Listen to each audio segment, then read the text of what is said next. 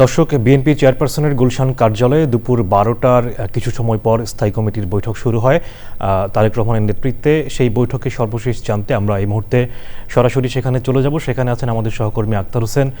আক্তার, বৈঠকটি দীর্ঘ সময় ধরে চলছে, এই বৈঠকে বেশ কিছু সিদ্ধান্ত হচ্ছে বা হবে। আপনার কাছে এই মুহূর্তে কি তথ্য রয়েছে বৈঠক নিয়ে?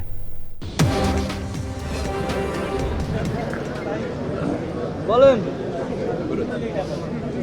সামির, বেলা ১২টা ৩৮ বিএনপির ভারপ্রাপ্ত চেয়ারম্যান তারেক রহমানের নেতৃত্বে সভাপতিত্বে স্থায়ী কমিটির বৈঠক শুরু হয়েছে। বিশেষ করে এই বৈঠকটির আজকে আপনি জানেন যে একটি শোকাবহ পরিস্থিতি তৈরি হয়েছে। বিএনপির চেয়ারপারসন বেগম খালেদা জিয়ার ইন্তেকালের পর তার দাফন এবং অন্যান্য যে আনুষঙ্গিক যেই কর্মসূচিগুলি রয়েছে সেই কর্মসূচি নির্ধারণ করতে, দলের করণীয় নির্ধারণ করতে এই দলের সর্বোচ্চ নীতি নির্ধারণ ফোরামের এই নেতারা এই বৈঠকে বসেছেন। বৈঠকে বিএনপির মহাসচিব মির্জা ফখরুল ইসলাম আলমগীর সহ অন্য নেতারা রয়েছেন।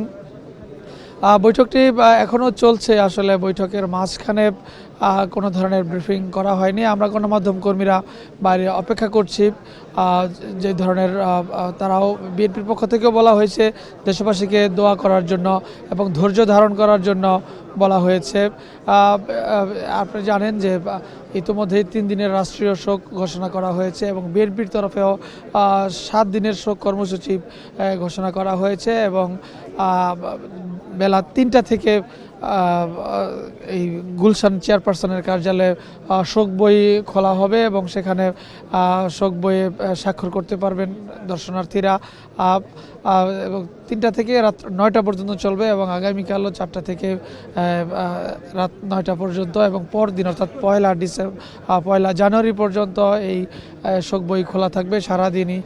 এখানে যারা বিএনপি চেয়ারপারসনকে ভালোবাসেন, তার যারা গুণগ্রাহী এবং ভক্ত নেতাকর্মী যারা রয়েছেন তারা এখানে আসছেন। আমরা দেখছি ইতিমধ্যে বিএনপির এই গুলশান কার্যালয়ের সামনেই অনেক নেতাকর্মী কিন্তু আসছেন, শোক প্রকাশ করছেন, অনেকেই কান্নায় ভেঙে পড়ছেন, দোয়া করছেন।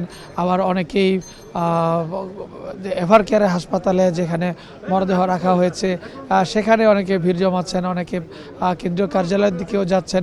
অর্থাৎ আসলে এই যে একটি খবর আজকে সকালেই যখন ফজরের পরেই শোনা গেল, এই খবরে আসলে শোকে স্তব্ধ হয়ে গেছে পুরো জাতি এবং বিশেষ করে বিএনপির নেতাকর্মীরা।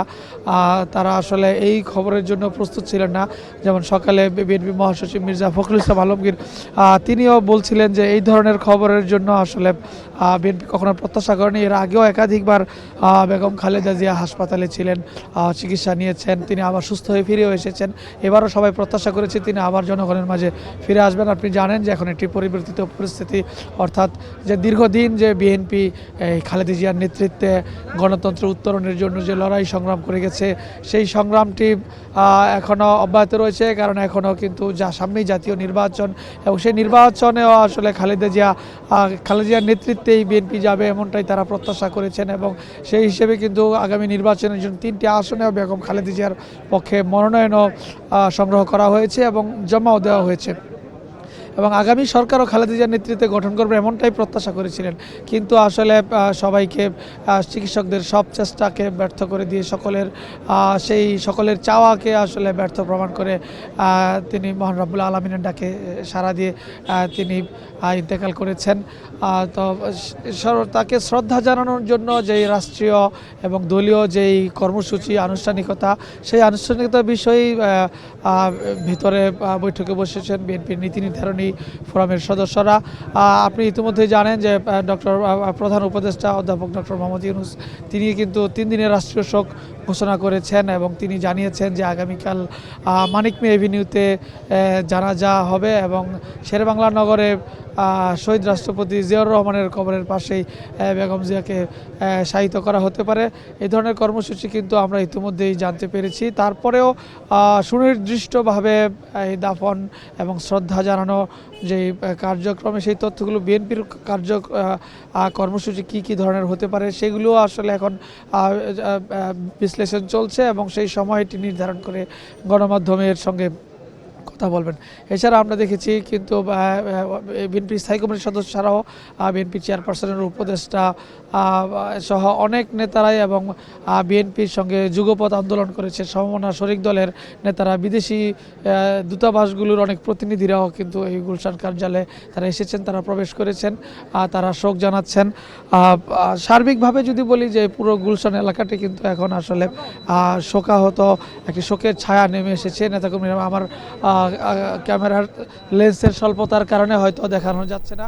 নতুন রিন গভীর থেকে পরিষ্কার করে কাপড়কে রাখে নতুনের মতো উজ্জ্বল। নতুন রিন অ্যাডভান্স পাউডার।